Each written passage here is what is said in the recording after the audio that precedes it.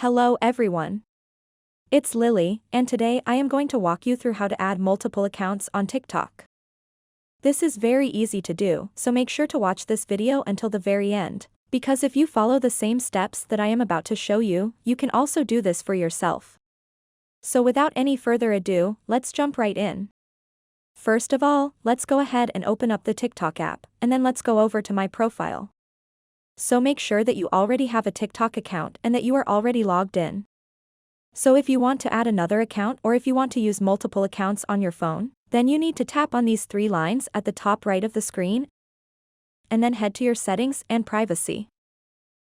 And then scroll down all the way to the bottom, and then simply tap on switch accounts. So right there you have the option to add another account, so go ahead and tap on this plus button. And then you can either create a brand new account using these options, or if you already have multiple TikTok accounts, you can tap on login at the bottom over here. So now you can continue with these options, so depending on how you signed up, choose an option from this list. I am simply going to continue with Google because it's quick and easy.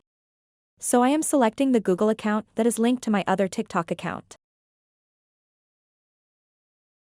And boom, just like that, I have added that account.